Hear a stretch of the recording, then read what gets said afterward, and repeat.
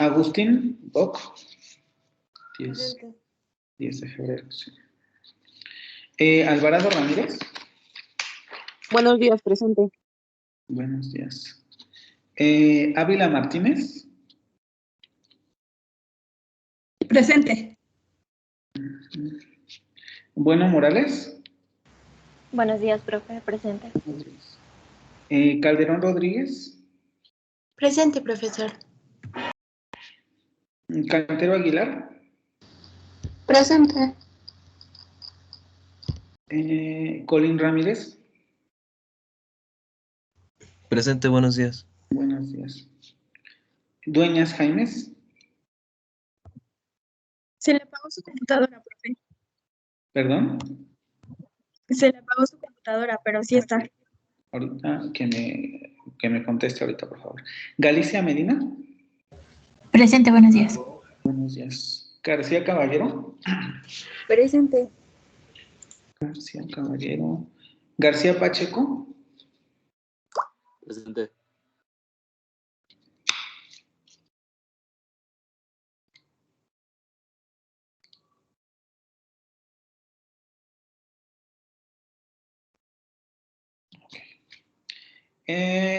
González García.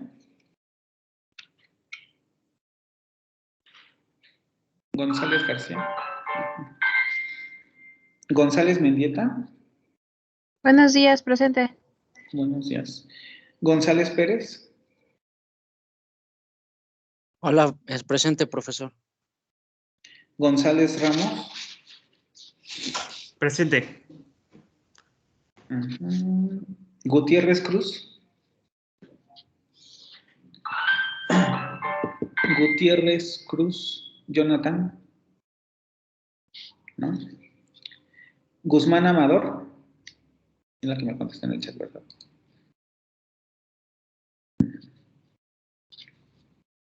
Hernández del Valle.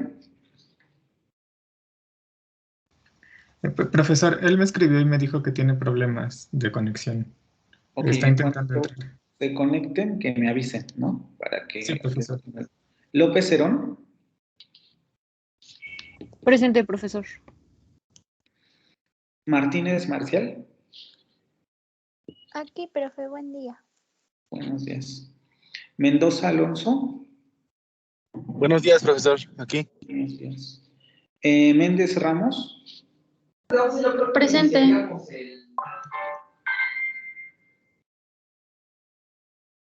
Sonido de piano. ¿Tengo sonido de piano? Miguel Moreno. Presente.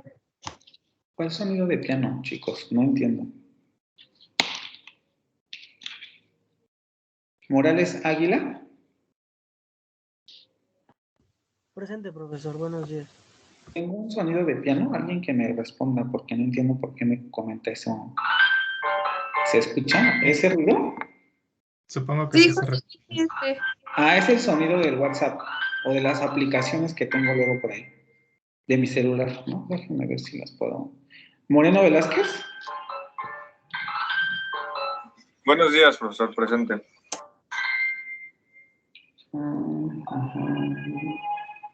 Vamos a notificaciones. Ok. Moreno Velázquez. Muñoz Bobadilla.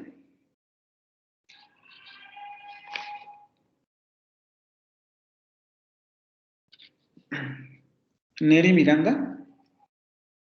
Presente, profe. No te escucho casi, Neri. Núñez Campos.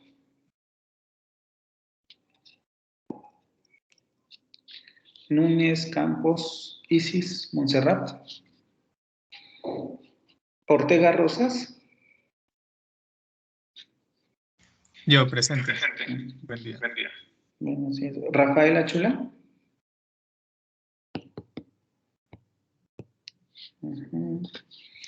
Ramírez Zempoalteca. Presente. Rodríguez Sánchez.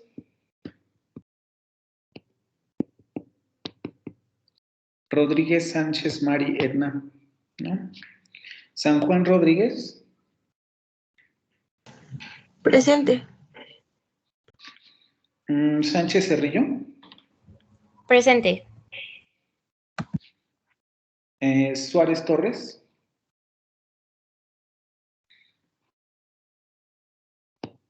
Suárez Torres Kate. Torres Ramos. Presente, buenos días. Buenos días.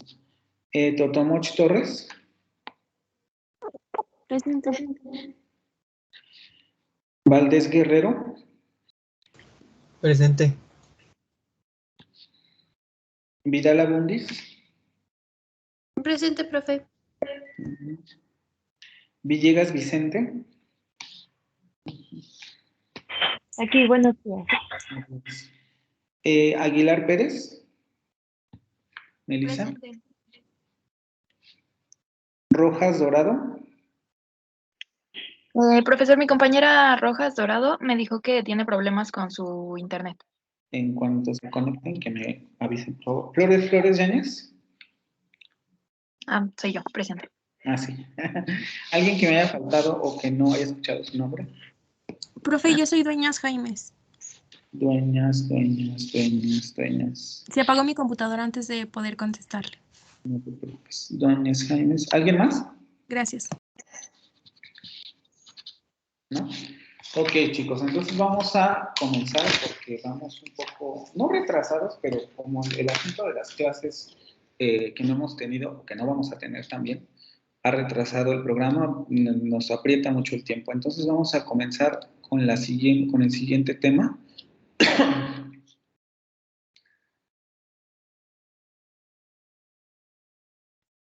Ya ven mi presentación, ¿verdad? Sí. Okay. Empezamos con el fragmento de la filosofía Unitec. Concebimos a la sociedad como un conjunto de individuos, familias, empresas e instituciones que persigue la superación de sus integrantes para lograr el bien común. Entendemos que el ser humano es por su naturaleza un ser trascendente y a la vez un ser social que para vivir en forma armónica decide sujetarse a normas y códigos de conducta. Y con esto vamos a iniciar el segundo tema, que sería la introducción a la sintaxis.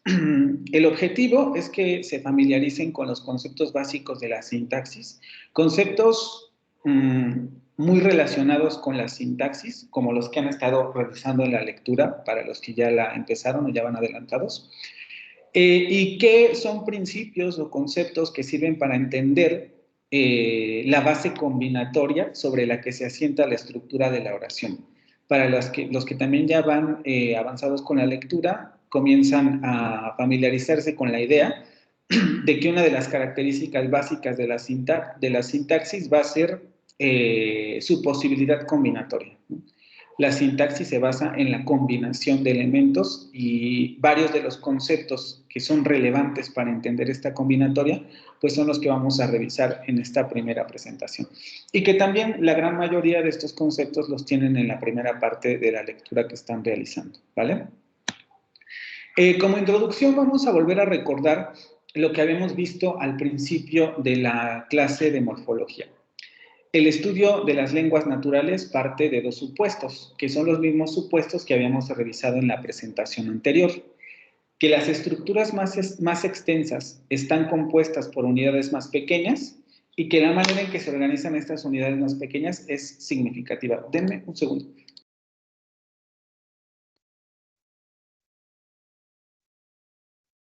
Ay, perdón, es que estornudé. Que las estructuras más extensas están compuestas por unidades más pequeñas y que la manera en que se organizan esas unidades más pequeñas es significativa. Gracias. Esto ya tampoco debe resultar nada extraño para ustedes, ¿no? En general ya vamos pasando dos áreas de estudio en donde podemos comprobar la existencia de esta situación. Fonética, como habíamos visto en el curso de fonética y como habíamos visto al principio de la presentación anterior, tenemos unidades más extensas, combinadas o más bien compuestas por unidades más pequeñas que son los fonemas.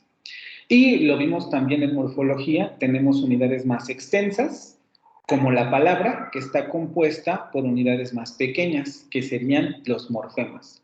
Y también habíamos revisado tanto en fonética como en morfología, que estas unidades no se acomodan de manera arbitraria, sino que siguen determinadas reglas de combinación, ¿no?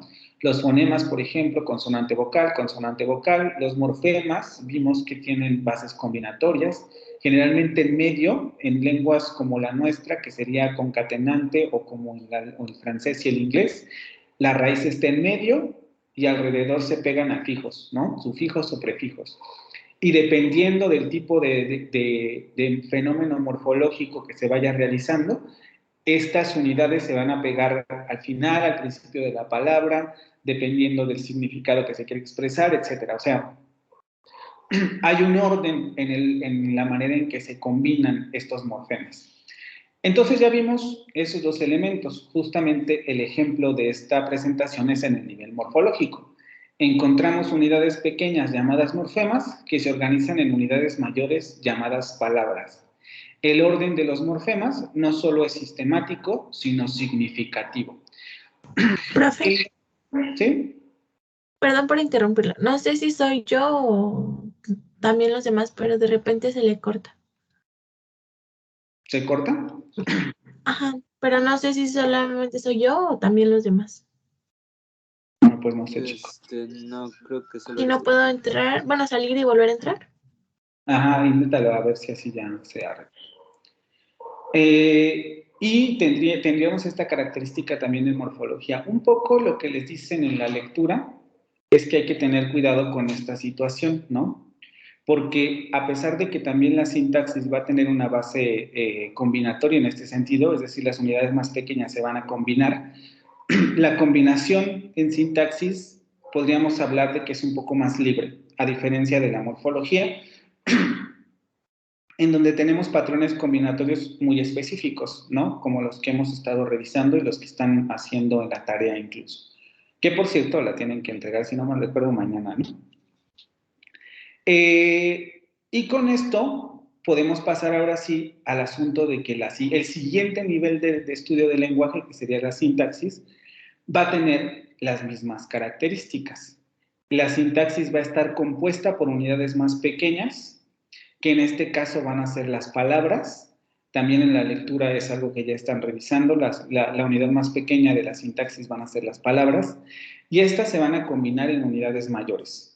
En la lectura no mencionan las frases, pero nosotros vamos a ver frases primero antes que oraciones. Por los argumentos también queda el autor en el texto. Se estructuran en frases y posteriormente en oraciones. Después de las oraciones, evidentemente, tendríamos más unidades, como el enunciado, el discurso, etcétera, que ya son elementos más complejos del lenguaje que de momento escapan a esta situación que vamos a revisar nosotros, ¿no? La sintaxis es la parte de la gramática que estudia la forma en que se combinan las palabras y los significados a los que dan lugar esas combinaciones. Repito, tenemos entonces nuevamente la situación en donde vamos a tener unidades más pequeñas, que son las palabras, que se van a estructurar en unidades mayores. También, recuperando un poco lo que hemos visto aquí, es conveniente decir desde un principio que estas combinaciones no son arbitrarias. El autor es muy cuidadoso en... Ay, espérenme, otra vez voy a estornudar. Espérenme.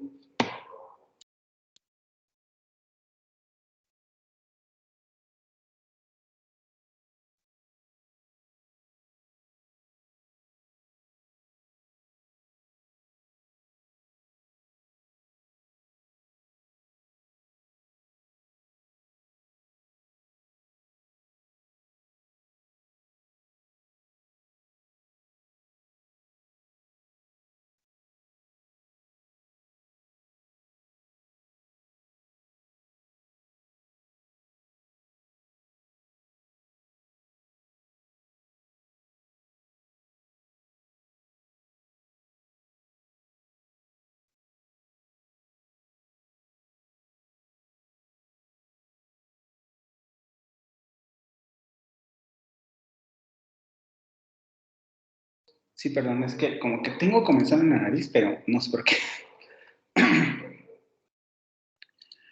A ver, entonces, y habría que recordar, más bien recalcar en un principio, que estas frases u oraciones, como vamos a ver a lo largo de lo que resta del curso, porque ya nos vamos a dedicar exclusivamente a esta parte, los patrones combinatorios que siguen las palabras en estas unidades no es arbitrario tampoco, sino que existen reglas de combinación que nos van a permitir determinar, pues sí, ¿no? El tipo de frase en la que está incluida la palabra, la función de la palabra al interior de la frase, las posibilidades de la combinatoria de la palabra al interior de la frase, etc. Es decir, también las palabras van a seguir patrones específicos de combinación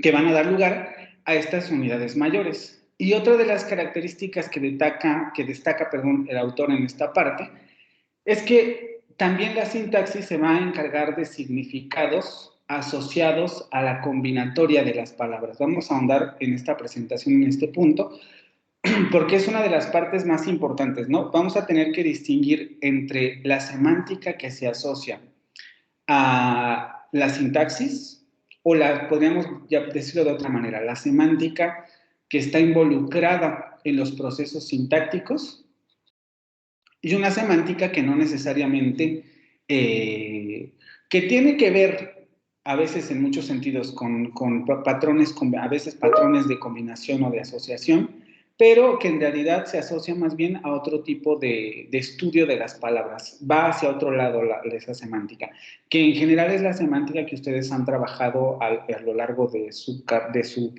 vida educativa. Entonces destacamos dos cosas de esta definición. Como parte de la gramática, la unidad mínima de análisis de la sintaxis es la palabra. Al igual como habíamos visto en los dos niveles anteriores, en la morfología la unidad mínima va a ser el morfema, y en la fonología o la fonética la unidad mínima va a ser el fonema. Como estudio de la combinatoria de las palabras, la unidad máxima de análisis de la sintaxis va a ser la oración. De la sintaxis oracional, ahorita vamos a pasar a esa parte. Al igual que en el morfema, en la morfología, la unidad máxima de análisis de la morfología va a ser la palabra, y la unidad máxima del fonema podríamos hablar de la sílaba, ¿no? Que en general es como la unidad máxima de combinación. Ya después los patrones entonativos, etcétera, entran en otra dinámica, pero la unidad máxima de combinación sería la sílaba. ¿Hasta aquí tienen alguna pregunta con esta parte de la definición? No, por ahora no. ¿Sí? Con esto debemos considerar entonces los siguientes puntos, ¿no? Aun cuando la palabra es la unidad mínima de estudio de la sintaxis, ciertos aspectos morfológicos de esta unidad son relevantes para el estudio sintáctico. Nosotros más o menos ya nos acercamos un poco a esta parte en la presentación anterior. No nos vamos a detener mucho en este punto, porque la morfosintaxis de cada lengua es diferente, porque es un tema demasiado complejo de tratar de manera muy sencilla, porque efectivamente la morfología y la sintaxis van a estar muy unidas. Nosotros lo podemos ver en el español, ¿no? Las pautas combinatorias de las palabras, por ejemplo, en las casas amarillas, tenemos ahí una frase, las casas amarillas, y sabemos que es una frase correctamente elaborada, porque todas las tres palabras involucradas en esa frase, las casas amarillas, tienen morfología de género y tienen morfología de número. Las casas amarillas, femenino, plural. A nadie se le ocurre decir los casas amarillas o los casas amarillos, cambiando el género, por ejemplo, del adjetivo o de los artículos. Vamos a ver esto en presentaciones subsiguientes. Aquí nos damos cuenta que la morfología tiene influencia en la sintaxis, porque o al revés, por eso se denomina morfosintaxis. Incluso el autor hace un apunte por ahí en donde dice, justo por esta relación a veces se tiende a pensar que no deberíamos hacer una distinción entre morfología y sintaxis. En este ejemplo de las casas amarillas, nos podemos dar cuenta que la morfología está implicada en la sintaxis, porque la combinatoria de las casas amarillas es, digámoslo de momento, correcta, aunque lo pongo entre comillas porque veremos eso en la siguiente presentación, es correcta porque hay concordancia morfológica de género y de número. No podemos eliminar la concordancia. Los casas amarillos no se puede dar porque casas va a ser femenino y necesita necesariamente que sea un adjetivo en femenino, ¿no? Y un artículo en femenino. Entonces, ciertos aspectos morfológicos son relevantes para el estudio sintáctico, debido a la información gramatical que aportan a la estructura oracional. También piénsenlo, por ejemplo, en el asunto de los verbos, en el caso del inglés, ¿no? Para la tercera persona del singular del presente, she, he, it, yo a fuerza tengo que meterle al verbo una S si quiero hablar del presente. Es decir, el patrón morfológico me está diciendo que la combinatoria correcta de esas, o más bien la combinatoria, por eso les digo, la relación es 1 a 1. La lengua me está exigiendo que en esa combinatoria de palabras haya procesos morfológicos relacionados para que se pueda dar una secuencia correcta. Entonces, de manera genérica, podemos decir que la morfología también tiene su influencia en la sintaxis. Por eso a veces esta definición de que la palabra es la unidad mínima de la sintaxis suele ser cuestionable, porque sí, pero dependiendo de hasta qué punto, ¿no? Porque también habría unidades inferiores como morfemas que estarían involucrados en la sintaxis. Sobre todo morfemas de género, tiempo, aspecto, modo, etcétera, que están involucrados en procesos sintácticos. Que la oración no es la unidad máxima en la que se puede organizar el lenguaje, porque un poco lo que podríamos decir, bueno, y aquí ya se acabó, cuando decimos, como estudio de la combinatoria de las palabras, la unidad máxima de análisis de la sintaxis es la oración. Y podríamos decir, bueno, y ahí ya se acabó, ¿no? Porque después seguiría semántica, y ya la semántica se mete con significados, y entonces, digamos, la oración es el tope al que podemos llegar a analizar el lenguaje. Y lo cierto es que no. Tenemos unidades superiores como enunciados. El enunciado, por ejemplo, es una unidad compuesta por oraciones, y el enunciado depende mucho de aspectos de tipo contextual, vamos a decirlo así. Esto tiene un nombre muy específico que sería pragmático, pero usemos como sinónimo contextual, ¿no? Nuestro lenguaje está organizado también en enunciados, que a veces se componen de una o más oraciones. Y luego además discursos. Aquí les pongo textos porque es lo más inmediato que podemos reconocer, porque la palabra discurso utilizada ya en términos de lingüística tendría otro tipo de connotaciones, pero tendríamos esta organización superior que serían los textos o los discursos, en donde, si ustedes notan, ¿no? Por ejemplo, una carta, una nota de periódico, un libro de texto, un ensayo, un artículo periodístico, etcétera, también van a tener ciertos patrones organizativos que superan el nivel de la oración. Y de todos modos seguimos trabajando con palabras y seguimos trabajando con las combinatorias de las palabras, pero organizadas ya en niveles mucho más amplios que solamente el de una oración simple. Por lo tanto, nosotros tenemos que ser muy cuidadosos en este sentido, porque cuando decimos que la oración es el nivel máximo de la sintaxis, nos estamos refiriendo solamente al nivel de la sintaxis oracional, ¿no? Que es en la que nosotros nos vamos a detener. Justo como yo les explicaba al inicio del curso, la idea sería que ustedes al final de este curso pudieran analizar, por lo menos de manera correcta, no siempre se da, pero de manera correcta, la oración simple, la oración compleja y ese tipo de cosas ya van más allá en sintaxis del discurso, pero veremos si llegamos ahí, ¿no? Entonces, tendríamos esto, la sintaxis oracional en donde efectivamente la oración sería el nivel máximo de la sintaxis, y luego, justo por la distinción que se hacía arriba de estructuras superiores a la oración, tendríamos lo que se denomina sintaxis del discurso. En sintaxis del discurso ya se mete uno con estructura de los enunciados, estructura del discurso, marcadores del discurso, reglas combinatorias en el discurso, etcétera. Que ya es claro, para pasar a ese punto hay que primero dominar la sintaxis oracional, pero ya es otro aspecto mucho más complejo del lenguaje, ¿vale? ¿Alguna pregunta con relación a este punto? ¿O a esto que les acabo de explicar? No, todo bien. Me dice calidad deficiente de la red. Déjame ver si estoy conectado en donde tendría que estar conectado. Sí. Ok.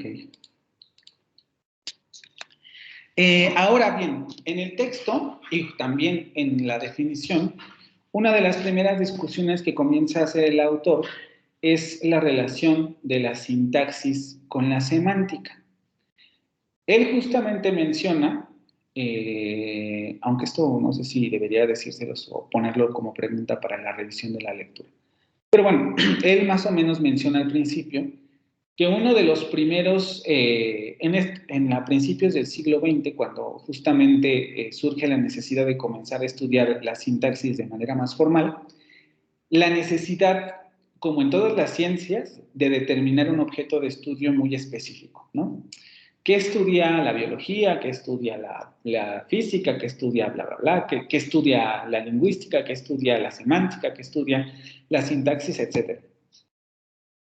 Y entonces, en un principio, lo que se intenta hacer, justamente por esta idea formalista de tratar de abstraer un objeto de estudio muy específico, porque además, por ejemplo, si comparamos la semántica con la sintaxis, nos damos cuenta que es mucho más fácil trabajar con el cuerpo de las palabras que con su significado, ¿no? Es mucho más sencillo trabajar con esta palabra, así como... trabajar con esta palabra, así como un elemento combinatorio sin mirar su significado, y tratar de dar cuenta cómo se combina con el resto de las palabras, o eso es lo que en un principio se creía, ¿no? Bueno, si dejamos de lado la semántica, podemos trabajar adecuadamente con los patrones combinatorios porque tenemos la forma de las palabras, y entonces el significado no nos interesa mucho. Y justamente en este punto es donde surge este gran famoso lingüista, que además también en la actualidad es un opinólogo, etcétera, que se llama Chomsky, ¿no? Noam Chomsky. En el programa, si ustedes lo revisan, se darán cuenta que en algún punto tendríamos que ver nosotros sintaxis generativa.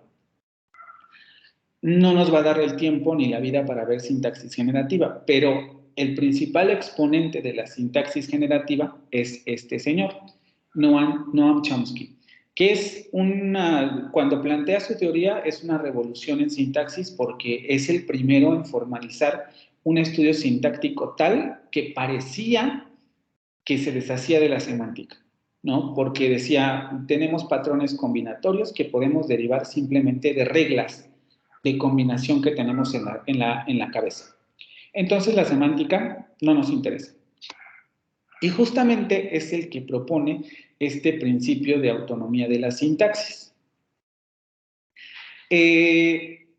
Vamos al primero y trato de explicar. El principio de autonomía de la sintaxis es la postulación de que la sintaxis funciona con autonomía de otras facetas del lenguaje, especialmente de la semántica y la pragmática. Como ya les he explicado, semántica sería este asunto de significados y además un poco también entendiéndolo en ese momento como se entendía la semántica de léxica, también como lo menciona en el texto.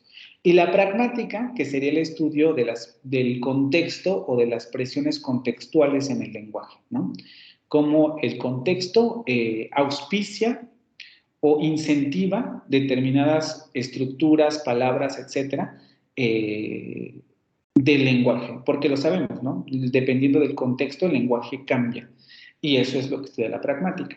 Entonces, este señor decía, no, yo me deshago de todo eso y puedo estudiar el lenguaje sin mirar ninguno de estos factores, ni la semántica ni la pragmática.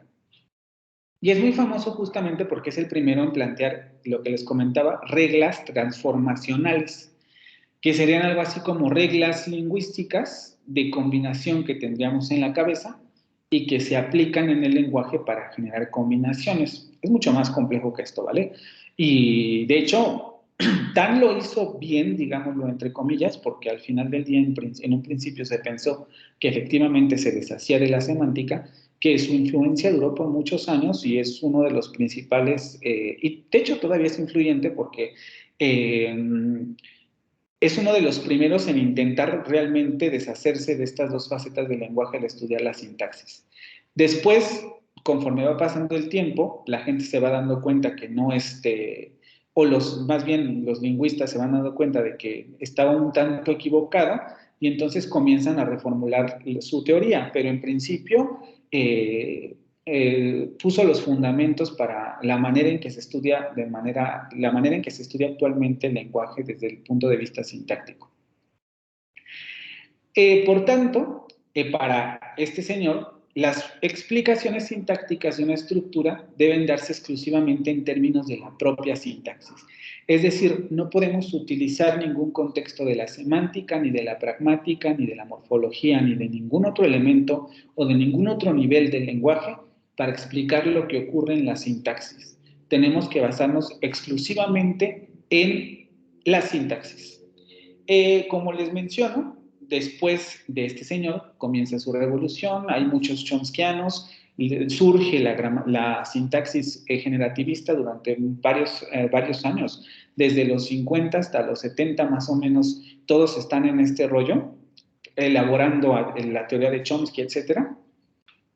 Y cuando llegamos ya más o menos a los 70, se comienza a dar la cuestión de que, pues no, por mucho que el análisis se estire desde el punto de vista chomskiano, de repente hay frases, hay combinaciones, hay rasgos de las combinaciones que no pueden explicarse si no se hace uso de la semántica. Y es cuando comienzan a surgir los cuestionamientos. Como mencionan los autores en el texto que están leyendo, es justamente esto lo que permite que este principio de autonomía tenga dos interpretaciones. Dos interpretaciones. Una que podríamos decir la radical o la estricta, y otra que podríamos decir que es más suave o más amplia, más abarcadora, porque justamente comienza a tomar elementos de significación. La interpretación en sentido estricto, que es la que se le da en los primeros años a este principio de autonomía de la sintaxis, dice que a la sintaxis solo le corresponde dar cuenta de las propiedades que hacen gramatical a una oración dentro de una lengua determinada. Y aquí se refiere a propiedades sintácticas, es decir, no haciendo alusión a nada de la semántica. Vamos a ver ahorita un ejemplo y nos daremos cuenta que es extremadamente complejo no dar una explicación semántica a los patrones combinatorios o no meter la semántica en los patrones combinatorios. Pero les digo, aquí él más o menos logra hacerlo con esto de las reglas transformacionales. De hecho, su modelo es extremadamente matemático porque no hace uso de ningún otro elemento. Prácticamente es Y más Z da X, ¿no? Y más Z, X. Y es un poco lo que él hace, matematizar los patrones combinatorios de la sintaxis. Y este sería el sentido radical de la lectura que se le da al principio de autonomía de la sintaxis y que, repito, duró durante todo ese tiempo. En la actualidad todavía hay gente que trata de hacer esto, pero ya la mayoría de los estudiosos del lenguaje ya no toman al pie de la letra este principio de autonomía. Y luego el sentido amplio o el sentido más suave la interpretación más suave que se le puede dar a este principio de autonomía de la sintaxis es justamente aquel que dice que la sintaxis debe dar cuenta de lo que es pertinente sintácticamente. Puede resultar un poco complejo entender esto, pero ustedes si ya leyeron la lectura recordarán la discusión que hace el autor con relación a esto, ¿no? Va a haber determinados elementos, pensemos lo que les acabo de explicar de la morfología.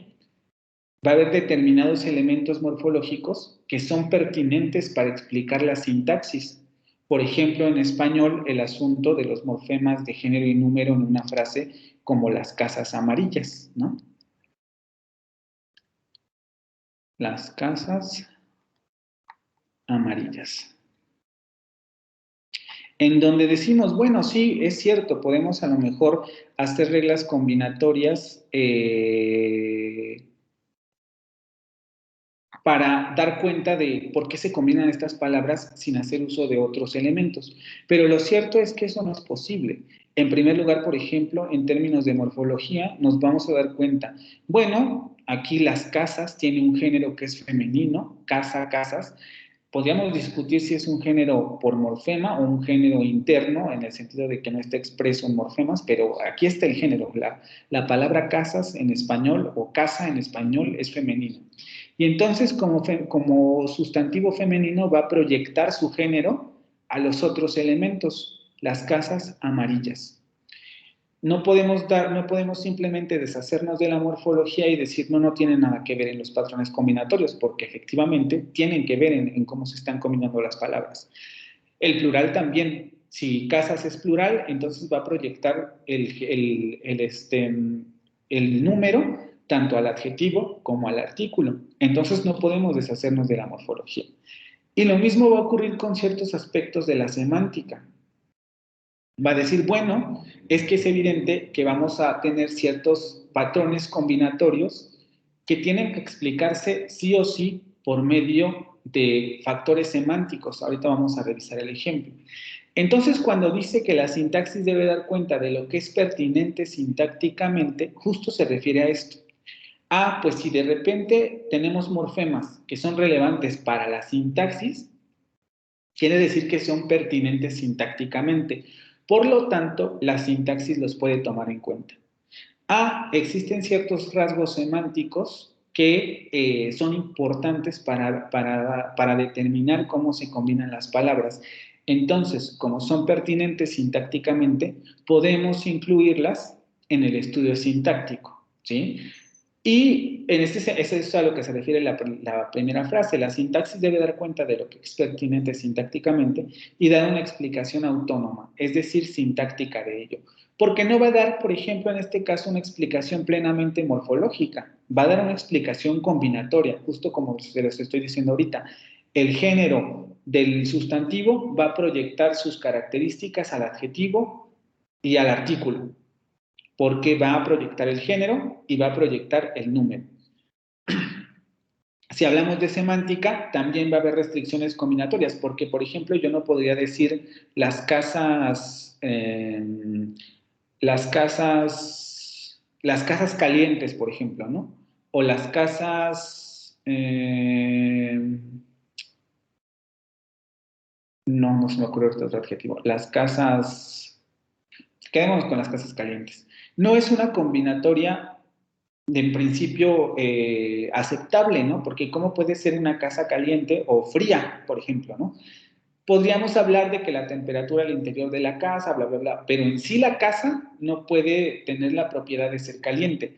Entonces, va a haber restricciones de tipo semántico que van a decir determinadas palabras se van a poder combinar con otras por su semántica.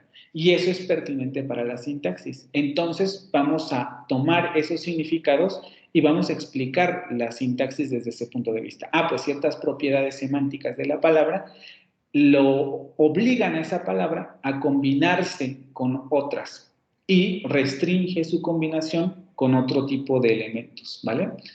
Y este sería el sentido más amplio, porque como les decía, en los años 70 más o menos se comienzan a dar cuenta que este principio no puede mantenerse de forma radical si se quiere avanzar en el estudio sintáctico. Tenemos que comenzar a tomar otros elementos de otras ramas de la lingüística, pero siempre que sean pertinentes para la relación sintáctica, ¿vale? Vamos a ver el ejemplo y ahorita pregunto si tienen dudas. Es una pregunta abierta, ¿no? ¿Qué se puede decir sobre las siguientes oraciones? ¿Es posible en todos los casos dar una explicación puramente estructural de las combinaciones de palabras? Y en un primer momento mi pregunta sería, o más bien para quien, bueno, podemos ir por lista porque si no nos vamos a quedar.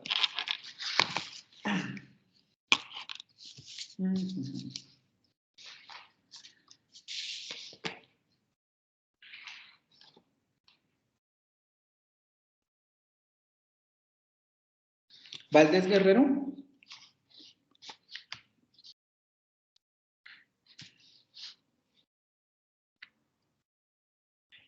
Valdés Guerrero. A la 1.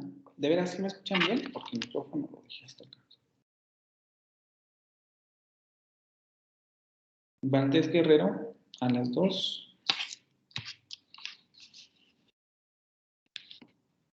Valdés Guerrero a las 3. Okay.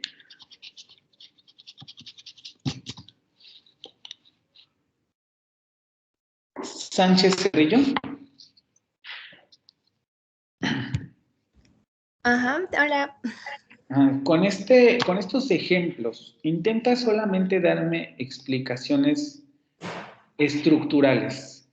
Es decir, por qué algunas oraciones son correctas, por qué algunas oraciones son incorrectas, cómo está jugando aquí la combinatoria de las palabras para hablar de fenómenos estructurales, pero solamente en términos estructurales. Trata de no mencionar aspectos semánticos. ¿Cómo podemos dar cuenta de la combinatoria de estos elementos? Porque no está completando la oración y... ¿Dónde no está completando la oración? Incluso vamos a poner números para que sea más fácil referirnos a estos elementos. ¿En qué oración no está completa la oración? ¿Por qué no está completa? ¿Dónde hay cosas raras? Por ejemplo, en la segunda no está completa. En la tercera me está pidiendo... Por partes. En la segunda no está completa. No está completa. Sí, o sea, es Juan come, sí, pero... ¿En español esto está bien? Sí, está bien, pero sí estamos... O sea, es que... ¿Cómo se lo explico? O sea, solo está diciendo que está comiendo, pero no nos está explicando nada. Solo come. Explicar algo o decir que está comiendo es un argumento semántico. Desde el punto de vista estructural, ¿esto es incorrecto? No creo que esté incorrecto. ¿Por qué no? Porque solo está haciendo una acción, Juan. Acción también es un término semántico, porque estamos refiriéndonos al tipo de semántica verbal de esta palabra. Desde un punto estructural, ¿por qué esto no es incorrecto?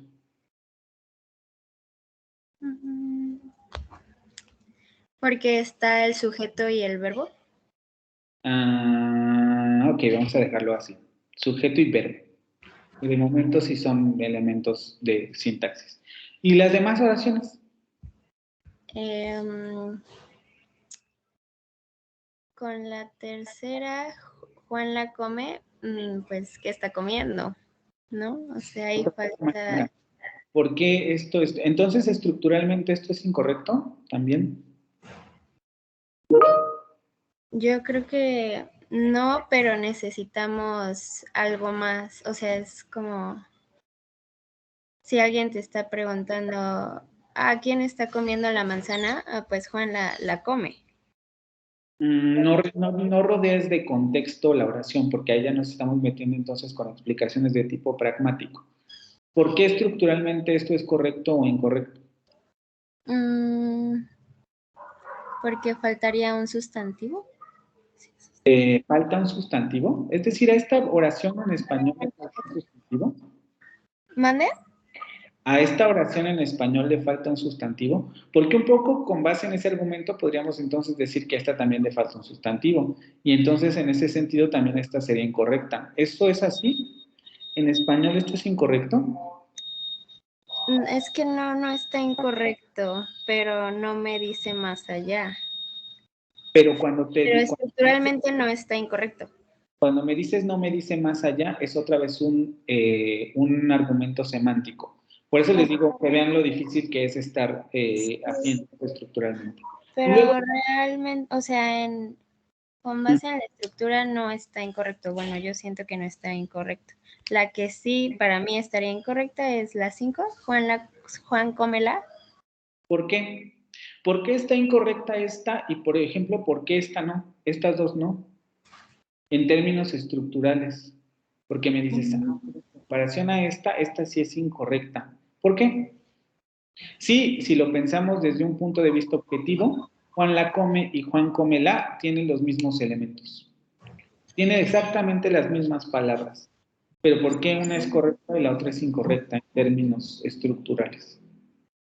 Porque está acomodada de manera distinta y ya ahí no está terminando una oración. Ibas bien hasta donde dijiste está acomodado de manera distinta. ¿Cómo sabemos que está acomodado de manera distinta? ¿O por qué? ¿Cuál sería tu criterio estructural para decir que, aunque estas dos, déjame borrarla?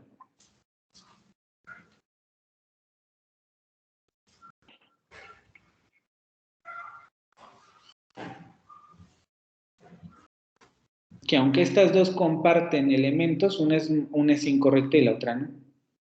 ¿Por qué?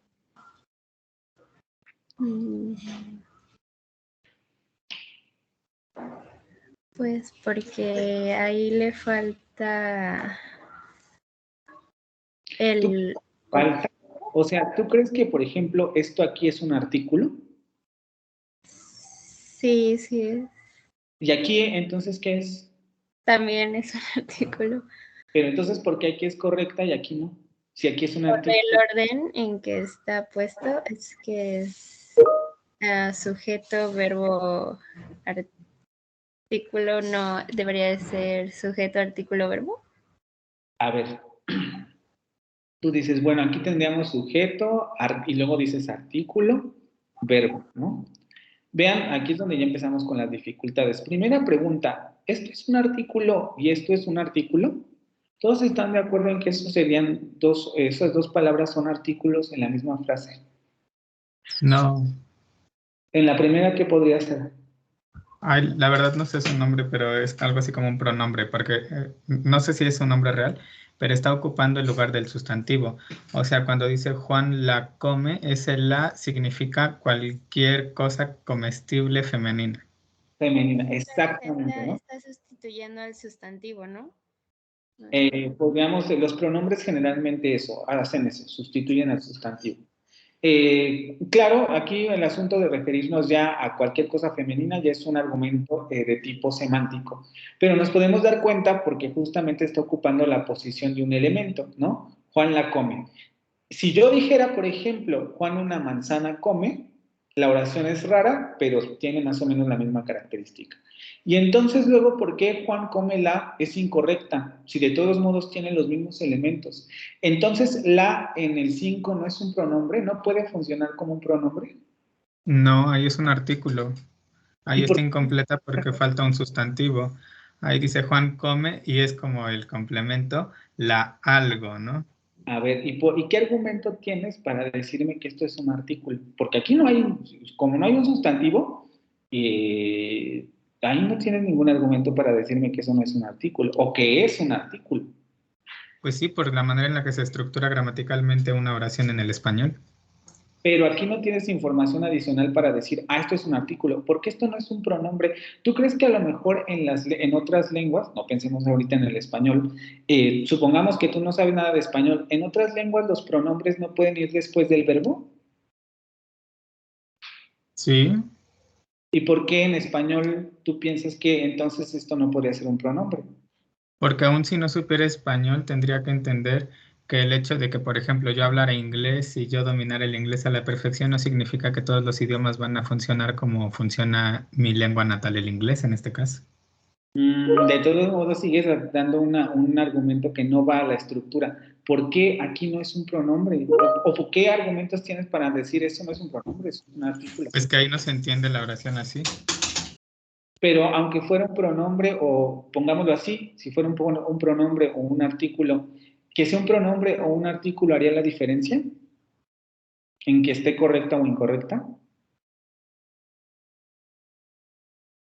Pues simplemente es el sentido de la oración, ¿no? Juan come la, no dice Sentido nada. de la oración. Otra vez estás con un argumento semántico.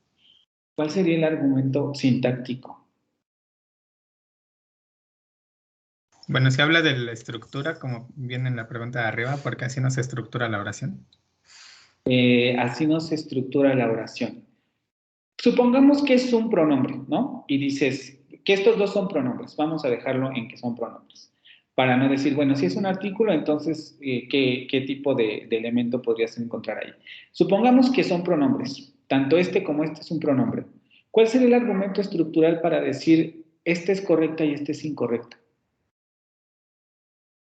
Un pronombre siempre va antes de un verbo. Exacto, ¿no? De manera estructural podemos decir los pronombres, como también en la segunda oración, los pronombres van antes del verbo. Aquí no. Aquí tenemos el pronombre después del verbo. Es decir, el patrón combinatorio del pronombre no se está respetando en esta oración. Por tanto, sabemos que en español esta oración es incorrecta, pero solamente por eso. Una de las cosas que deben tener mucho cuidado en sintaxis es que uno no puede analizar cosas que no hay en la oración. Por ejemplo, por eso yo estaba muy incisivo con esta pregunta. Yo no tengo elementos aquí en esta oración para decir que esto es un artículo. Tampoco tengo elementos para decir necesariamente que es un pronombre. Pero si lo tomamos en términos estructurales, yo podría decir, bueno, es que tanto como pronombre o como artículo no está respetando las pautas combinatorias.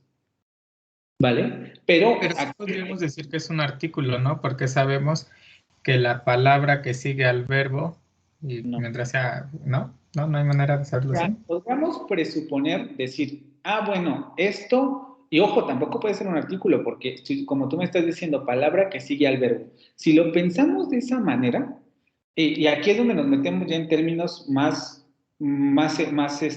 complejos, porque tú dices, bueno, una palabra que sigue al verbo. Nosotros tenemos la oración Juan come y después de come vienen palabras. Después tenemos Juan, bueno, dejemos con esta de acá. Y aquí vienen palabras. Entonces dices, bueno, generalmente podemos saber que después del verbo viene siempre un artículo. No, ya me di cuenta. Podría decir Juan come en casa y eso no es un artículo. Okay. Exactamente, ¿sí? Es decir, no tenemos más elementos aquí para decir esto es un artículo o para decir esto es un pronombre. En principio podríamos tomarlo como pronombre porque no hay otros elementos. Por tanto, esto debería ser un pronombre porque estaría sustituyendo al objeto del verbo comer. ¿Qué otra cosa podría ser aquí? ¿Vale? Pero no tenemos otra palabra que nos diga, esto funciona como un artículo. No. Y tomando en cuenta otras pautas combinatorias, diríamos, bueno, es que no siempre después de un verbo sigue un artículo. Juan come en casa, Juan come una manzana, Juan come papitas, y en donde dice Juan come papitas, no tenemos ningún artículo después. Juan come papitas. Pero en ese sentido tampoco podríamos presuponer que la en la oración 5 es un pronombre. Sí podemos con pares mínimos. Por ejemplo, con esto de Juan come papitas.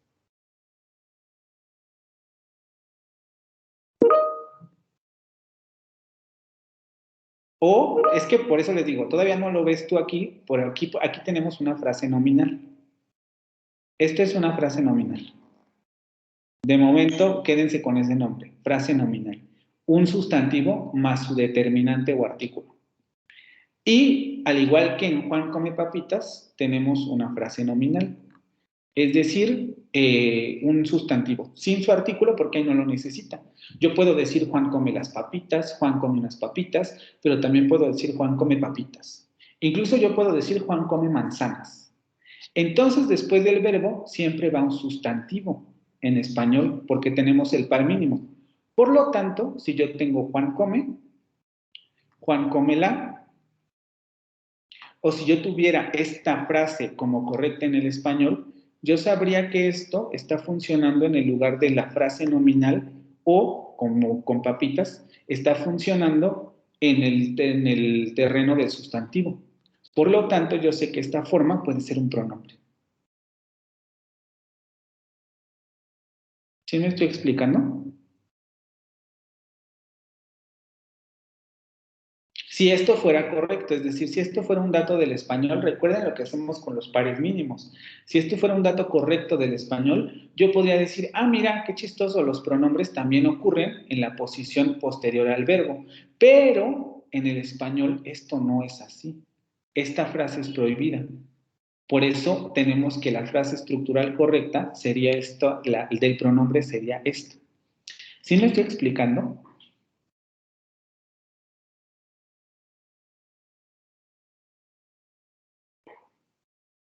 ¿O no?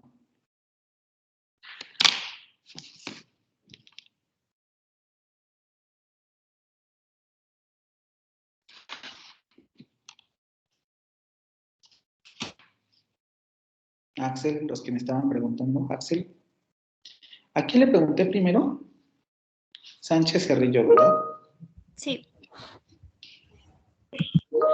Luego, A mí no me preguntó como tal, pero cuando preguntó si todos estábamos de acuerdo, yo le contesté.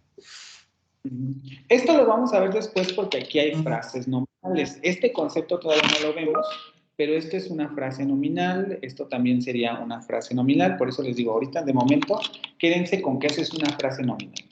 Y como está en una posición de frase nominal prototípica después del verbo, por ejemplo, Juan come una manzana, yo puedo decir, ah, pues en Juan come la, ese la puede estar funcionando como una frase nominal. Por lo tanto, podría ser un pronombre. Les repito, aquí tienen que aplicar nuevamente el asunto de los pares mínimos. Por eso yo sé, vamos a regresar aquí, borrar pluma. Por eso yo sé también que, aquí, que en estas dos palabras tenemos pronombres, porque siguiendo la regla de los pares mínimos, son palabras aceptables en español. Frases o oraciones aceptadas en el español, Juan la come y Juan lo come, más o menos tienen la misma estructura y además son aceptables. Entonces, el elemento que está allí en medio tiene que tener la misma función o tiene que tener las mismas pautas combinatorias en términos del tipo de posición que puede adquirir al interior de la oración. Ya cuando determinamos que es un pronombre, entonces nos tenemos que meter con pautas de significado, pero todavía no vamos para allá, ¿vale? Por eso en Juan come la podemos deducir, si es que esto fuese una oración correcta, que esto es un pronombre. Pero como no lo es, dejémoslo así, ¿no? Los pronombres no pueden ir antes del verbo. Ok. Y luego, ¿qué pasa? Con Juan comemos una manzana, Juan una come, Juan come un jugo, Juan bebe una manzana. Vamos a plantearlo ahora en estas oraciones desde otro punto de vista. ¿Qué oraciones son correctas estructuralmente en estos ejemplos? En los últimos que aparecen ahí. A ver, vamos con...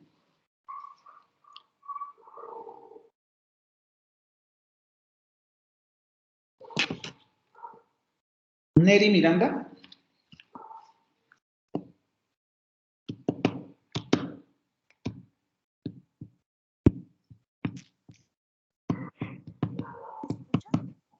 Te escucho muy bajito.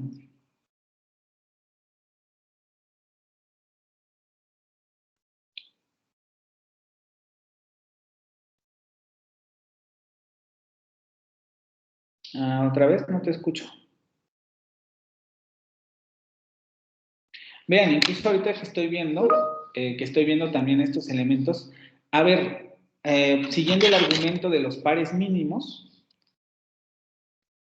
aquí hay un pronombre.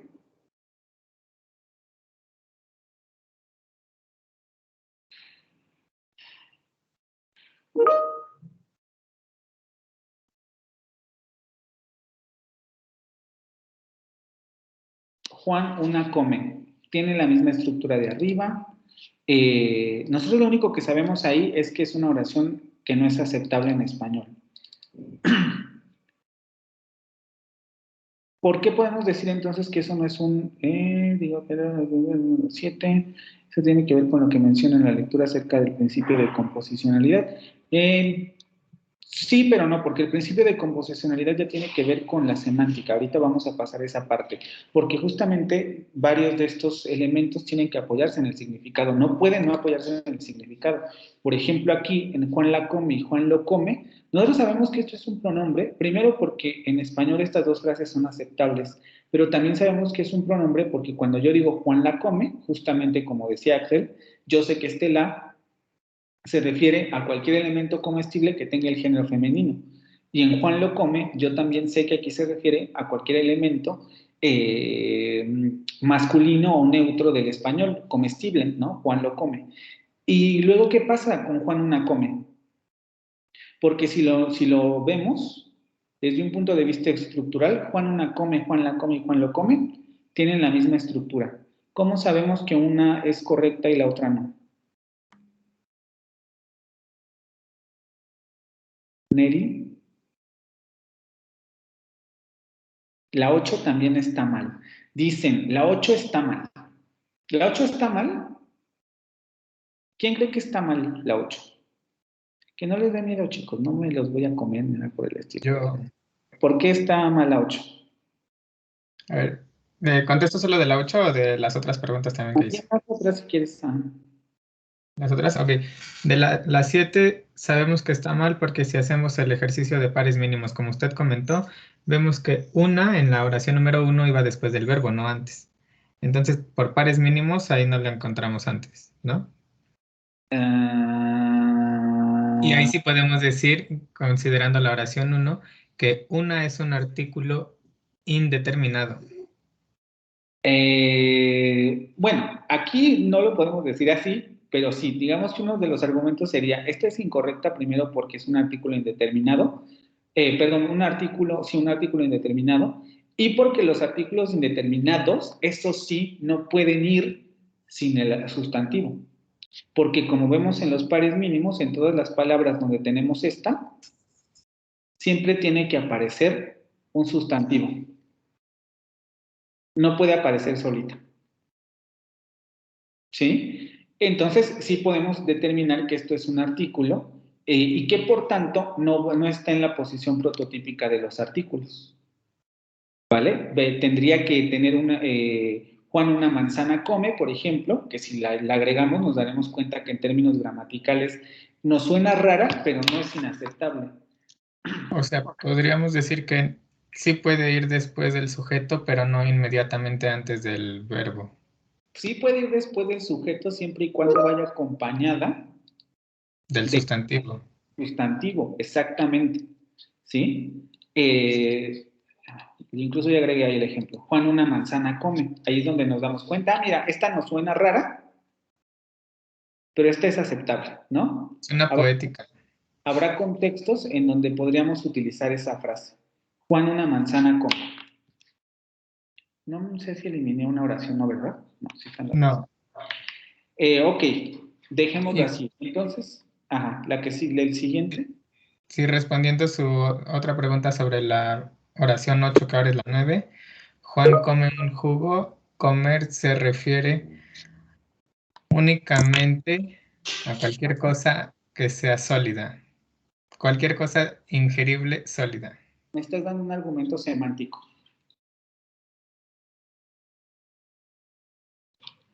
¿Cuál sería el argumento estructural para decir que eso es incorrecto? ¿Que no se puede comer un líquido? Otra vez semántico. ¿Me puede dar un ejemplo estructural con otro verbo, por favor? Es que el problema, a ver, es que quiero ver si alguien me lo dice, porque... ¿Mande? ¿Quién está hablando? Yo. Déjenme ver. Bueno, no, yo hablé. ¿Quién tiene abierto el micrófono? ¿Aguilar Pérez? No, yo, González Mendita. González Mendita, a ver, ayúdame. O ayúdanos. Bueno, déjame si estoy mal, que bueno, nada más estoy grande. La 9 está bien estructuralmente, porque viene un sujeto, verbo, artículo y sustantivo. Y ya semánticamente tiene sentido porque pues, no se puede comer un jugo, ¿verdad? Pero estructuralmente está bien. Vas bien, pero estructuralmente necesitas darme algo más, porque sujeto, verbo y luego el artículo y el sustantivo. ¿Por qué estaría bien estructuralmente esto? Porque así se forma esa frase. Aquí podemos dar un argumento morfológico, ¿no? En el sentido de, bueno, de principio nos parece estar bien formada, porque, a ver, primero, el verbo concuerda con el sustantivo. Tercera persona del presente, del singular, y sobre todo tercera persona del singular. Juan, ¿quién come? Juan. Luego, un jugo es una frase bien elaborada, porque jugo es un masculino y su artículo es masculino. Y además, en términos estructurales, nos estamos dando cuenta que sigue patrones combinatorios del español. Artículo y sustantivo. Y están concordando correctamente. Después, ahora sí, como bien dice González, tenemos además que el patrón combinatorio es correcto. Primero va el sustantivo que está funcionando como sujeto, después viene el verbo correctamente concordado y después viene la frase que está funcionando como el objeto directo de ese verbo, o dicho de otra manera, el objeto afectado por ese verbo. Juan come un jugo. Estructuralmente es una oración adecuada. El problema, como bien menciona Miriam, si no me equivoco, ¿no? González, Mendieta. Miriam, sí. Es semántico, porque no se puede beber un jugo. Y por tanto, ¿qué ocurre con la 10? Pues también es correcto entonces, ¿no? Estructuralmente. Estructuralmente son correctas, el problema viene con la semántica. Y justamente aquí es donde ya comenzamos a darnos cuenta de la importancia de la semántica. Lo vimos arriba también, pero aquí es donde se hace más evidente.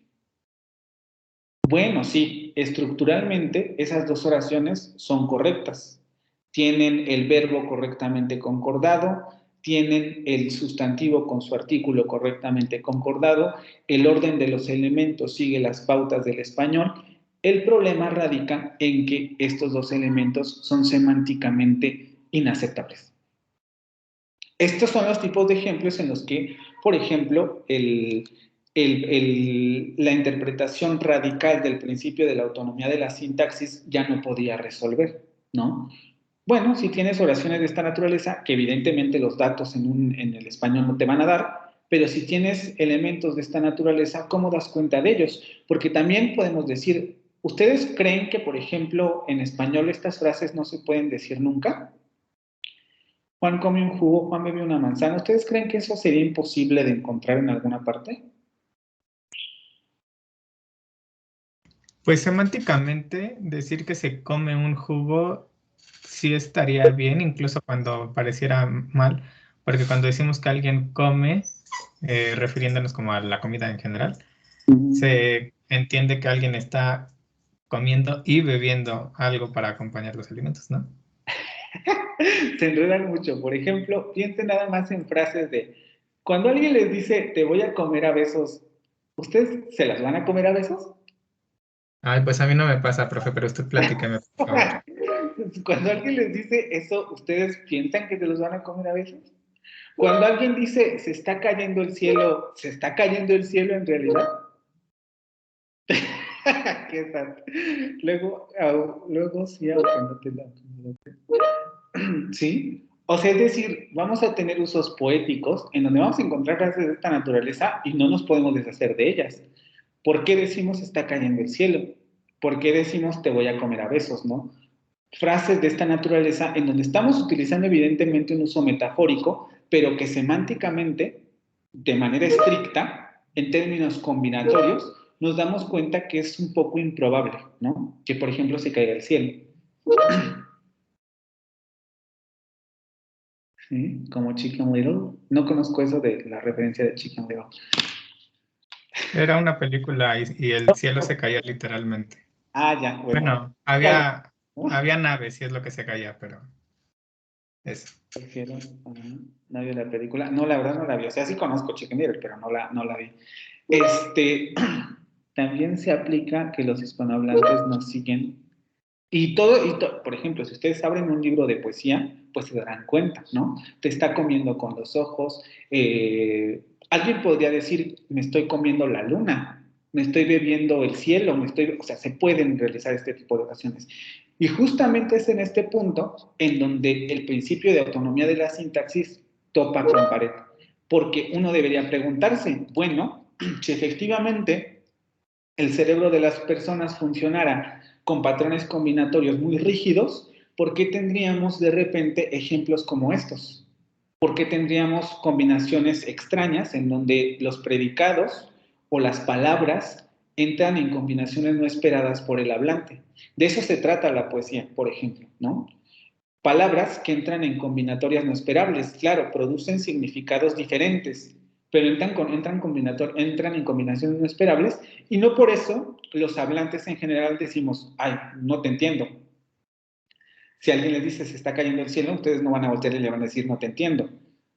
A menos que sean Sheldon Cooper, por ejemplo, pero de manera general uno no va a cuestionar esos elementos porque son formas combinatorias que permite la lengua. Y es ahí donde el principio de autonomía de la sintaxis choca con pared, justamente, o chocaba, ¿no? Porque les digo, después se comienzan a incorporar más elementos y comenzamos a ver la existencia de determinados elementos semánticos que son relevantes para explicar la combinatoria de las palabras.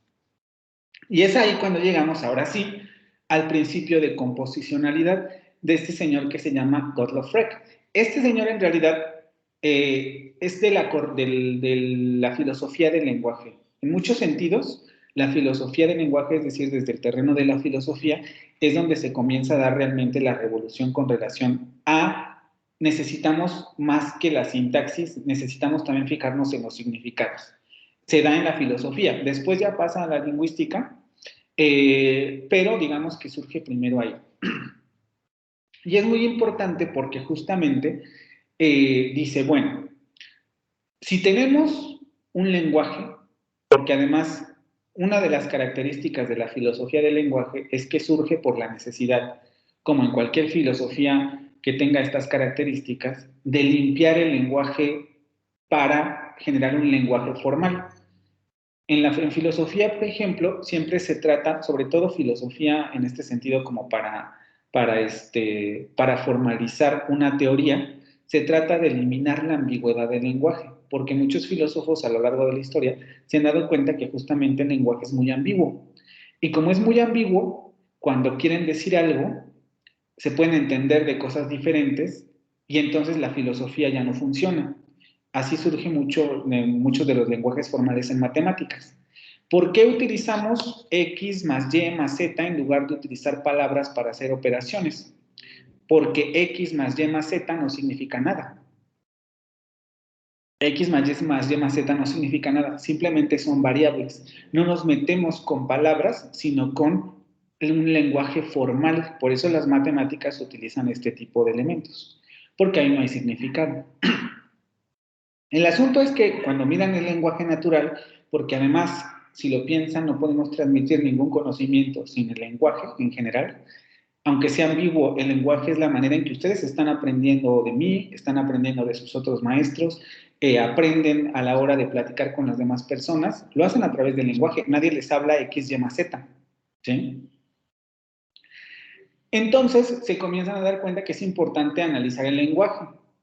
Y de aquí surge el principio de composicionalidad, en donde dice, bueno, si nos damos cuenta que el lenguaje es el resultado, el lenguaje en términos sintácticos, el resultado de la combinatoria de determinadas partes y que además estas partes tienen significado y que cuando damos una oración se produce un significado, entonces tenemos que partir del hecho de que la combinatoria de las palabras es importante para el significado. Por eso se enuncia este principio de composicionalidad, en el sentido de que el significado de una determinada estructura es una función de las partes que la componen y de la forma en que se combinan.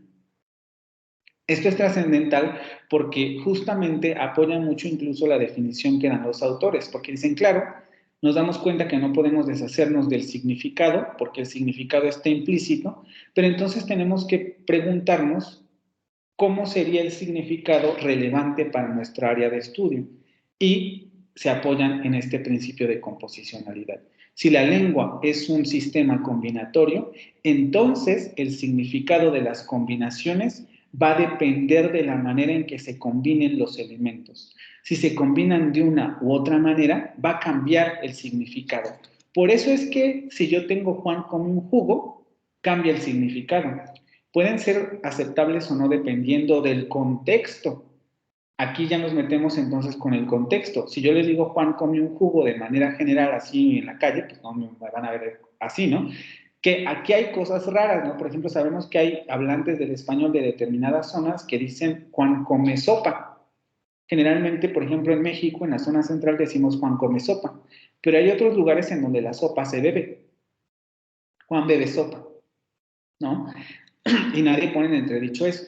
Y es por las pautas combinatorias que sigue determinada lengua y los contextos en los que son aceptables esas combinaciones. Entonces, este principio señala eso. Dependiendo de la manera en que se combinen los elementos, es como van a resultar los significados. Y justamente da esta situación, porque les digo, es un principio que viene de la filosofía del lenguaje y suelen hacer este tipo de gráficas, que además son útiles porque en términos matemáticos así funcionan también las ecuaciones. No nos vamos a meter ahí, pero en términos generales podemos hacer como un ejemplo ecuacional para dar cuenta de estos significados que se dan a través de la combinatoria. Esto es muy relevante porque cuando lleguemos a la parte de frases, es muy importante que tengan en cuenta esto. Las palabras se combinan y va a haber determinadas influencias más cercanas que otras. Vamos a llegar ahí, no me voy a meter mucho en eso, solamente tengan en cuenta eso. Cuando las palabras se combinan, por ejemplo, en una oración comen, vamos a regresar aquí, como en Juan come una manzana, nos vamos a dar cuenta que esta oración, las palabras no se relacionan de la misma manera. Por ejemplo, una está más relacionada con manzana y está mucho menos relacionada con Juan, porque una no está modificando a Juan, está modificando a manzana. Tampoco una está estrechamente relacionada con come, porque una está modificando a manzana, ¿vale? Y podemos hablar igual de manzana. Manzana está en una estrecha relación más evidente con una, menos evidente, pero de todos modos no menos importante con come. Juan come, que come una manzana. ¿Sí? Entonces, al interior de las oraciones, las palabras van a tener o van a seguir este principio de composicionalidad. Van a estar estrechamente más relacionadas unas con otras, o va a haber una diferencia más bien de estrechez no, va a haber, déjenme reformular otra vez. Va a haber una diferencia entre las palabras de una oración en el modo en que se relacionan de manera más directa, ¿no? Por ejemplo, palabras que se relacionan más estrechamente que otras, palabras que aunque estén más alejadas se siguen relacionando. Voy a poner aquí un ejemplo. Le di un regalo. Regalo a María. Le di un regalo a María. Ahí entiendan que dice regalo, aunque parece que dice legalo. Le di un regalo a María. En español, ustedes saben intuitivamente, aunque ahorita se lo podrían preguntar, que este le está mucho más estrechamente relacionado con María, a María, que con otra palabra que aparece ahí. Es decir, el grado de relación que establecen las palabras dentro de una oración no va a ser siempre igual. No todas las palabras están relacionadas de la misma manera, sino que van a marcar relaciones diferentes entre ellas. Ahí, por ejemplo, lo vemos entre le y a María. Y volvemos a ver aquí otra vez la relación entre un y regalo. Estas palabras están más estrechamente relacionadas que otras. Un regalo. Esta es la base para identificar frases. el modo en que están relacionadas cada una de las palabras al interior de la oración. Y esto tiene que ver con el principio de composicionalidad. Ejemplo, este ejemplo se los dan en la lectura. Supóngase que se tiene una estructura E con 3 partes, A, B y C. La estructura es E y está compuesta de 3 partes, A, B y C. El principio de composicionalidad indica que el significado de E es el resultado de la combinación de las 3 partes que integran E. ¿Cómo se combinan esas 3 partes? Va a ser el resultado final del significado.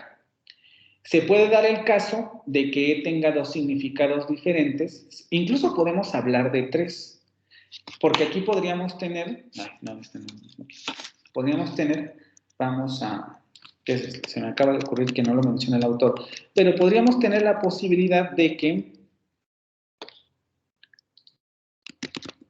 se combina A y B, A, B y C al mismo nivel, ¿no? Por tanto, podríamos tener que E es igual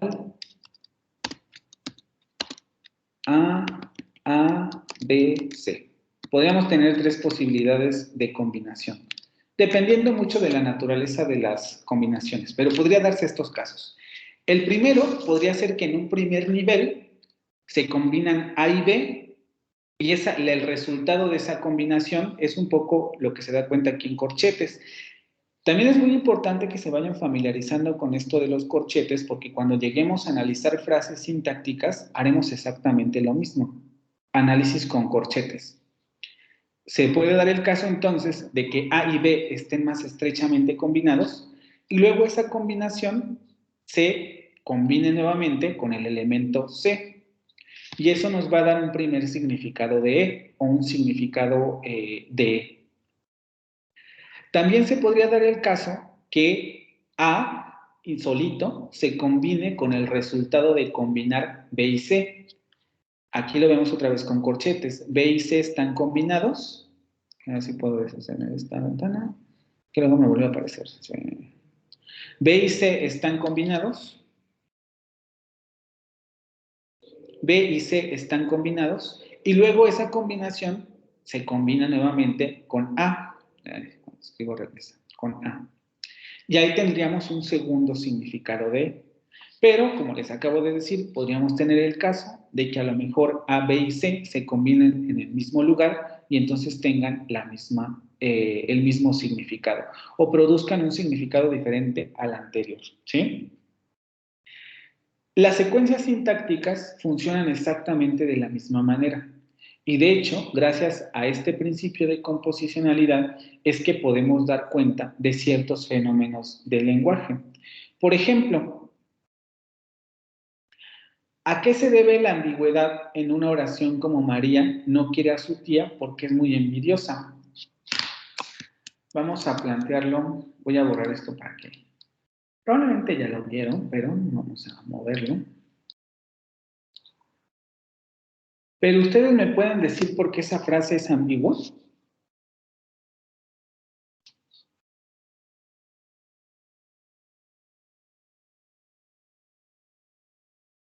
O vamos a plantearlo de otra manera. ¿Quién es envidiosa ahí?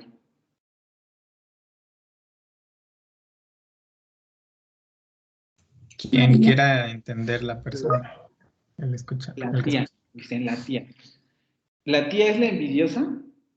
¿Siempre? No, porque también se podría tomar el sentido de que María es la envidiosa y por eso no quiere a su tía. Exactamente. Y a eso se refiere la ambigüedad en general en sintaxis. ¿Sí? Incluso va a quedar un poco de tarea eso abierta de que busquen frases ambiguas para que las revisemos en la siguiente sesión, o revisar algunas, no todas, porque tiene que ver con el principio de composicionalidad. Dependiendo de la manera en que un elemento modifique a otro, se va a dar una interpretación o se va a dar otra. Efectivamente, un poco como lo señala Axel también, va a depender del contexto, ¿sí? Pero nosotros podemos decir en una frase así, sin contexto, bueno, es que aquí podemos tener 2 interpretaciones. Puede ser que la envidiosa sea la tía, es decir, que envidiosa esté modificando a tía, o que la envidiosa sea María. Déjame llegar hasta allá. Porque envidiosa también puede modificar a María. Y eso se debe al principio de composicionalidad, porque va a depender de cómo entendamos que están relacionados los elementos al interior de la oración. Es justamente lo que yo tengo aquí, entre corchetes. Para que veamos un poco, ahí los pongo en rojo y pongo azul y verde, para tratar un poco de representar esto que vimos en la diapositiva anterior con las letras A, B y C. Pues aquí también tenemos la situación de que podemos tener A, B y C. Por ejemplo, a María podemos darle el A, que está en rojo. No quiere a su tía, podemos darle el B, que está en azul. Bueno, es que en la otra oración está en azul, es muy envidiosa, ¿no? Vamos a cambiarlo aquí. No, vamos a dejarlo así. 3 elementos en donde vamos a encontrar una combinación diferente. Por ejemplo, podemos encontrar que María no quiere a su tía y que su tía es muy envidiosa. Es decir, que la envidiosa, porque además vean cómo la ambigüedad no solamente se da por cómo podamos acomodar los elementos, sino también por la morfología, ¿no? Si tuviéramos María no quiere a su tío porque es muy envidioso, nos quedaría muy claro que el envidioso es su tío, no María, por el género. Pero aquí justamente también se da por la ambigüedad morfológica, ¿no? Podemos entender que entonces que muy envidiosa o es muy envidiosa está modificando a su tía. Y que por tanto María no quiere a su tía porque su tía es muy envidiosa. Pero podemos entender que quien es muy envidiosa, este es el elemento que se puede combinar de distinta manera, es María. Ya que María es muy envidiosa, por tanto no quiere a su tía. Entonces, estos 3 elementos que podemos identificar, esto es un análisis muy parcial, ¿vale? Esto es mucho más complejo en términos de corchetes porque el análisis se tendría que realizar ahí mismo, solamente que se complica más. Porque aquí tendríamos que hacer, por ejemplo, algo así. Déjenme. Tenemos una oración completa que tendríamos que poner toda la oración entre corchetes, porque toda la oración tiene los mismos elementos. Y luego, para dar cuenta de la diferencia, lo primero sería, la primera, no quiere a su tía porque es muy envidiosa. El primer corchete sería aquí, ¿no? Que nos diría, mira, primero, María no quiere a su tía porque su tía es muy envidiosa, en donde tendríamos que envidiosas se relacionan con tía. Pero el segundo análisis tendría que hacerse de manera diferente, porque aquí tendríamos que poner, bueno, María como elemento se relaciona con por qué es muy envidiosa. Y aquí los elementos están salteados, aunque estos 2 elementos se están relacionando directamente. María, porque es muy envidiosa, no quiere a su tía. Y ese sería el segundo análisis. Por eso se los pongo aquí de manera modificada, porque es mucho más complejo entenderlo como está arriba, ¿vale? Es decir, el principio de composicionalidad está afectando la forma en que entendemos una oración. Y esto ocurre en prácticamente todas las oraciones ambiguas. La mayoría, porque como veremos en una de las siguientes lecturas, podemos tener también ambigüedad léxica, etc. Pero la ambigüedad sintáctica viene dada por justamente la forma en que están combinados los elementos. Y eso se basa en el principio de composicionalidad. Y repito, esto más que nada es importante porque es la base para entender relaciones de dependencia que veremos después. María, en este caso, está dependiendo es que más bien es al revés. Porque es muy envidiosa, el adjetivo envidioso está dependiendo de María. En la primera lectura de que la tía es envidiosa está dependiendo de tía, de su tía. Es decir, si regresamos a estas fórmulas, vamos a decirlo de esta manera. A y B son interdependientes en el primer caso.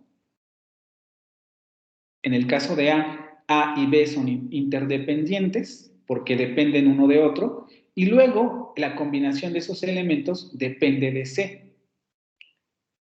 Lo mismo ocurre con el B. B y C son interdependientes y esos elementos que dependen unos de otros, después dependen de A. Y en C, los tres elementos son interdependientes entre sí. Y es lo que vemos nuevamente en sintaxis. Por eso es tan importante el principio de composicionalidad para entender relaciones de dependencia que veremos en las siguientes presentaciones, ¿vale? ¿Alguna duda con relación a lo que hemos visto hasta aquí?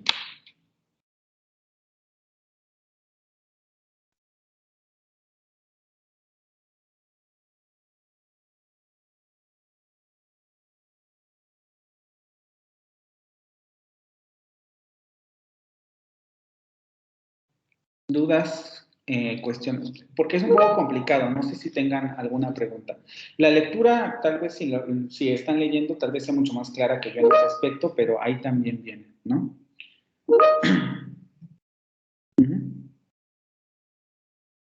Sí, y un poco recuerden estos conceptos porque les digo, no los dejen en saco roto porque luego los recuperamos. Ya no con este mismo nombre, pero es muy importante entender esto porque luego se recuperan en relaciones de dependencia, análisis de corchetes, la importancia semántica, etcétera, y a veces eso es donde comienza a ser agua la materia, ¿sí?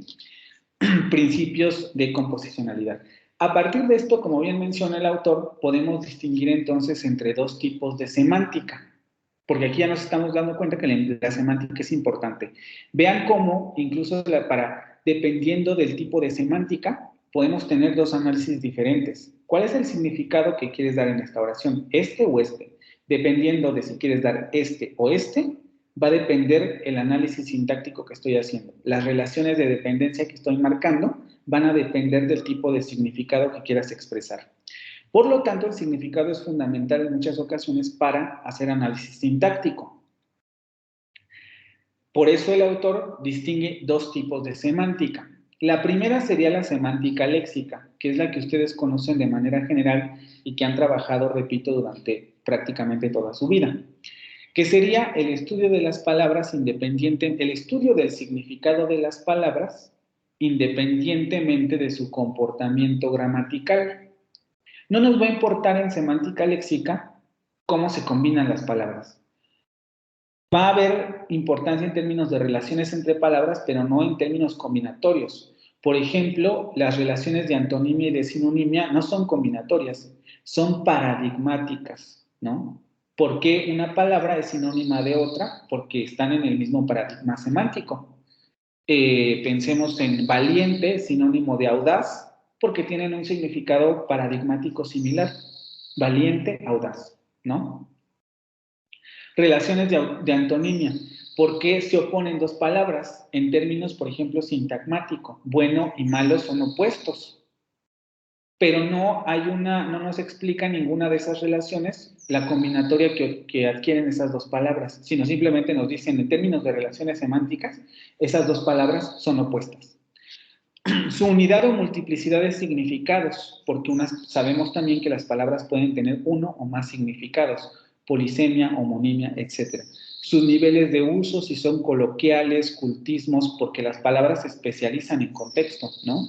Va a haber palabras que utilizan con sus amigos, palabras que utilizan con su familia, palabras específicas que solamente van a utilizar en determinados momentos, ¿no? Les repito, por ejemplo, buenos días, que es una locución. También el término de locución lo encuentran ahí en la lectura. Buenos días, solamente lo dicen durante una parte de la mañana. Buenas tardes, lo van a decir solamente durante una parte del día. Buenas noches, solamente dentro de una parte del día. Es decir, va a haber palabras, locuciones también, que están ancladas a un determinado contexto. Coloquial, cultismo, profesional, etc. Y eso también lo va a estudiar la semántica léxica. Sus valores de uso, si es un eufemismo, insulto, etc. Los eufemismos son palabras que suelen utilizarse para no hablar de la palabra real, que suele ser tabú, ¿no? Entonces los eufemismos son palabras para referirse a esos temas tabú que no suelen decirse de forma directa, ¿no? Insultos, etc. Clases léxicas, campos semánticos, ¿no? También se encarga de estudiar esto, cómo determinadas palabras se relacionan con un campo determinado de significación. Palabras asociadas a los animales que viven en la pradera, palabras asociadas a la cocina, palabras asociadas a la escuela, al salón de clases, etc. De eso se encarga también la semántica léxica. Y repito, si ustedes revisan todas estas relaciones, ninguna de ellas nos habla de comportamiento gramatical de las palabras, solamente de cómo se relacionan los significados de las palabras, pero en términos de paradigmas, en términos paradigmáticos o sintagmáticos al interior de nuestra cabeza. Y luego tendríamos la semántica composicional, que es justamente la que se deriva del principio de composicionalidad, que sería el estudio de los rasgos de significado. Se le fue el internet. Ok, sí, no se preocupen. De todos modos ya vamos a acabar. Es el estudio de los rasgos de significado de las palabras que son pertinentes para dar cuenta de sus pautas combinatorias. Como veremos en las siguientes presentaciones, no en la que sigue, porque en la que sigue nos vamos a detener un poco en los tipos de acercamiento sintáctico, pero después nos daremos cuenta que las palabras tienen determinados rasgos semánticos que imponen su combinación con otros elementos. Es un poco lo que hemos visto aquí. Juan come un jugo. Bueno, generalmente en español el verbo comer tiene la restricción de que el elemento que se come tiene que ser sólido. O también que la entidad que come debe ser animada. Porque, por ejemplo, nadie va a decir un edificio come una manzana, porque eso no tiene ningún sentido. O nadie va a decir un árbol come una manzana, porque tampoco tiene ningún sentido. Es decir, el verbo, el comer, tiene restricciones de tipo semántico para el tipo de elementos con los que puede combinarse. Esa es la semántica que le interesa a la sintaxis, la semántica composicional.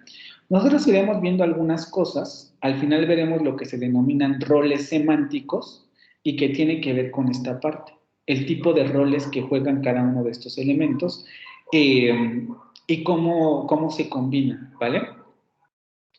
Entonces, regresamos, la semántica composicional estudia esto, los rasgos de significado que son pertinentes para dar cuenta de cómo se combina una palabra.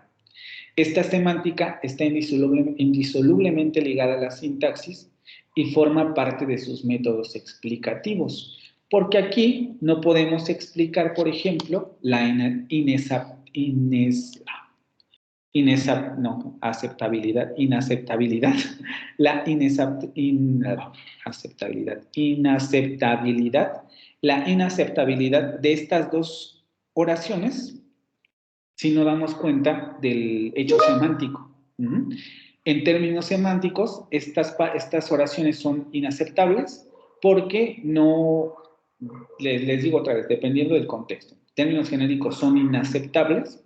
Incluso ya esto lo van a ver en la siguiente lectura, a este tipo de oraciones se les puede poner esto, ¿no? Como decir, bueno, dependiendo en qué contexto se ponga, puede ser o no aceptable. Aunque este símbolo generalmente se pone aquí.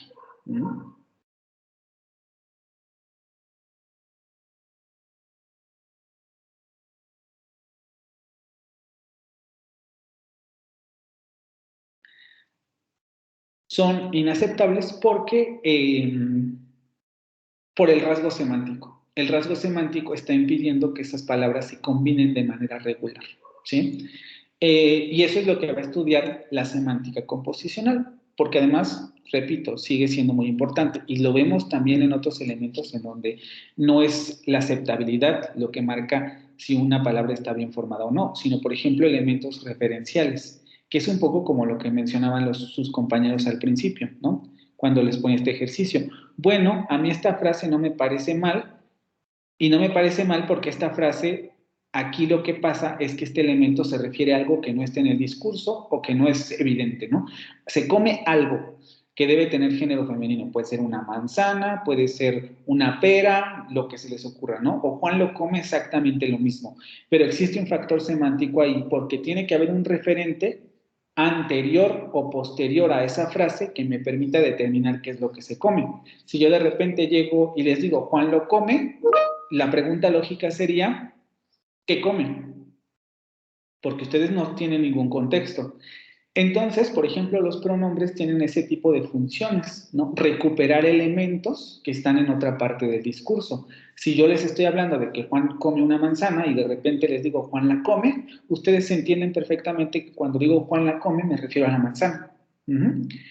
Entonces, esos factores semánticos también están implícitos en la estructuración de la sintaxis. Y son elementos que hasta ya rozan también a veces en lo pragmático, como esto. Porque esto depende del contexto, por ejemplo.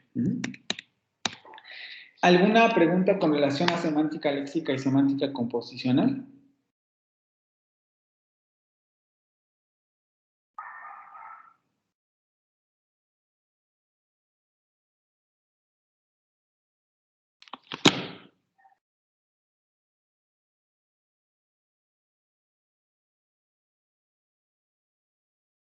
¿Preguntas? ¿Nada?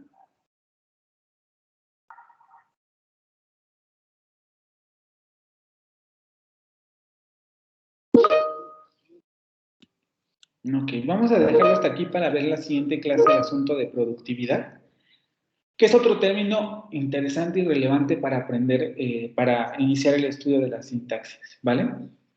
Medio enredado del tema. Esto también en la lectura, prácticamente es lo que les estoy dando bien en la lectura, entonces también leer el texto ayudará mucho a clarificar ciertas cosas, ¿no? Porque lo explica de manera más ordenada que, por ejemplo, cuando no habla. Sí, vamos a dejarlo hasta aquí. La siguiente sesión hacemos el repaso, vemos lo de productividad sintáctica y probablemente empecemos la siguiente presentación, dependiendo de las preguntas que hagamos en la actividad de... Sí, nos toca la siguiente clase, ¿no? Estamos a 10, sí, de la lectura que están realizando ahorita, ¿vale? Bueno, chicos, pues entonces lo dejamos hasta aquí. Nos vemos el lunes. Sí, el lunes, ¿no? El lunes nos vemos, ¿vale? No.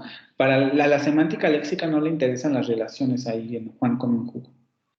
Recuerden, la semántica léxica no se basa en relaciones gramaticales. A la semántica léxica le interesaría, por ejemplo, comer, cuál es su antónimo, cuál es su sinónimo, manzana, cuál es su antónimo, su sinónimo, a qué campo léxico pertenece la palabra manzana, ¿no? Frutas, por ejemplo, cosas de esa naturaleza. Pero en términos composicionales no le interesaría nada de eso a la semántica léxica.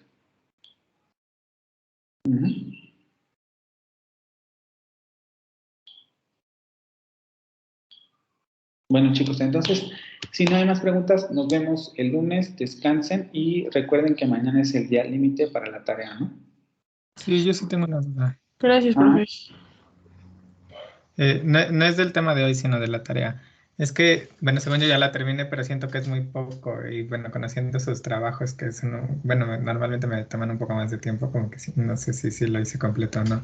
Según yo puse la lista de palabras, luego la división de morfemas y el significado de cada uno de los morfemas, indicando si son casos de flexión o derivación. Sí, pues es que en realidad solamente es lo que viene en las instrucciones, ¿no? De hecho, si se fijan, la tarea es extremadamente fácil porque en una hoja lo pueden entregar. Así no se hubiera puesto las del cuatrimestre pasado también, profe. Entonces, No, gracias. Ahora es más práctico que el anterior, ¿no? Porque se presta más la materia, entonces sí es más sencillo que las anteriores. Sí, gracias. Es que sí, como que se me hacía raro. Dije, no, él nos deja cosas más elaboradas, como que igual y le estoy haciendo mal o no hice bien las cosas.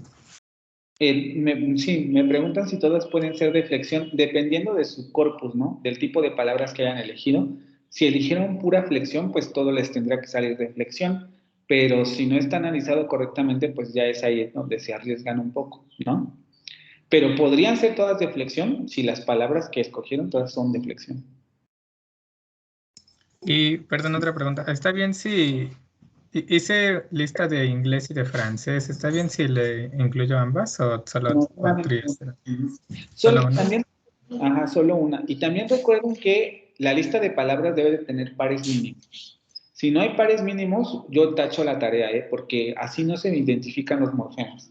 Los morfemas deben tener pares mínimos como lo que mencionaba en la lectura, ¿vale? Porque me dicen, todo es derivación. Bueno, pero si todas tus palabras son diferentes, ya estaría mal, porque no tienes pares mínimos para contrastar. Ok, gracias. Pares mínimos, recuerden, esa es la clave para la tarea, pares mínimos, ¿vale? Bueno, entonces nos vemos el lunes. Chicos, chicas, descansen y que tengan buen fin de semana, ¿vale? Profe. Dijo que no importaba si no agregábamos portada, ¿verdad? Es que ya lo hice en mi cuaderno. No, pero que esté limpio tu nombre y que se vea bien ordenado, porque también si me lo mandan así todo tachoneado, igual se los tacho, ¿vale? Ok. Entonces, que venga profesor. ordenado, limpio, no importa, pero tratar de que entréguenlo bien, pues. Ok, gracias. Un bonito fin de semana, nos vemos, chicos. Bye. Excelente fin, hasta luego. Hasta luego.